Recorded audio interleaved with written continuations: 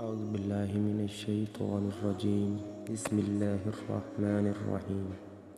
شروع اللہ کے نام سے جو بڑا مہربان نہایت رحم والا ہے۔ میرے اسلامی بھائیوں اور بہنوں،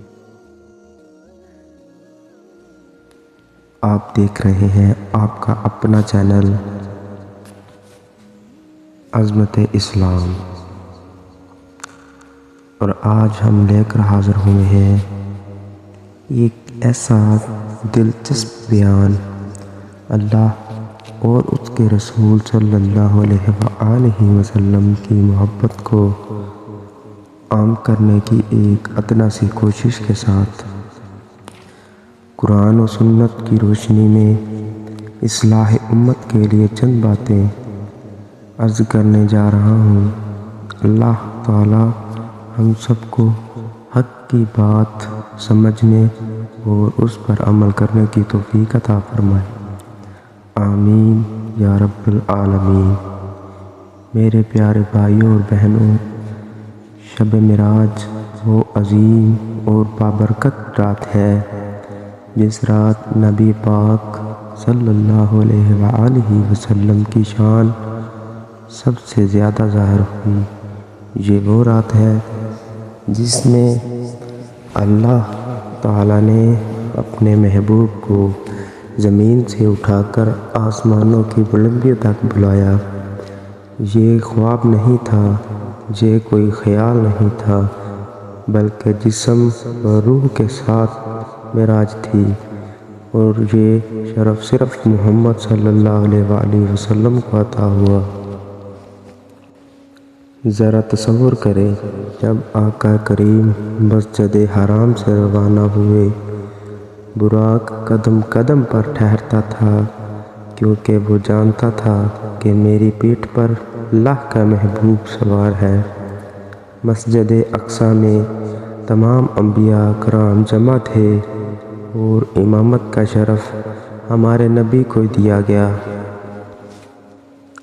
یہ اعلان تھا کہ محمد صلی اللہ علیہ وآلہ وسلم تمام نبیوں کے سردار ہیں۔ پھر آسمانوں کا سفر شروع ہوا۔ ہر آسمان پر انبیاء کرام نے کہا، مرحبا یا رسول اللہ۔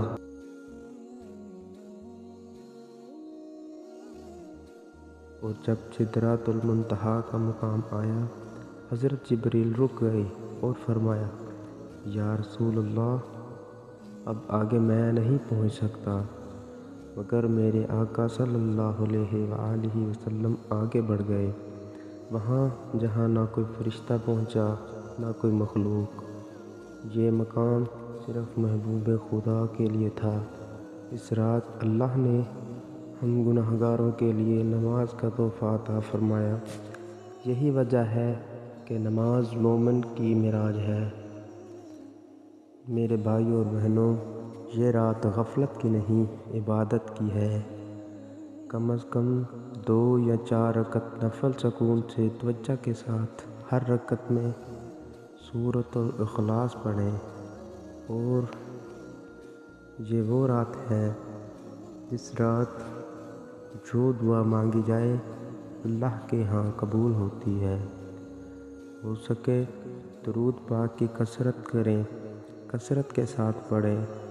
درود پاک تقریباً خاص طور پر 313 مرتبہ، اللہم صلی علی محمد وعلی آل محمد۔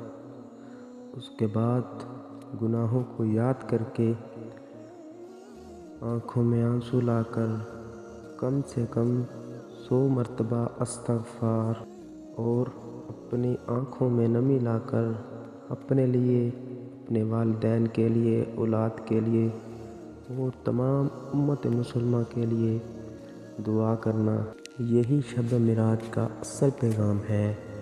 میرے پیارے پیارے بھائیوں اور بہنوں، جو نبی صلی اللہ علیہ وآلہ وسلم کی غلامی اختیار کر لیتا ہے، اللہ اسے دنیا و آخرت میں بلند کر دیتا ہے۔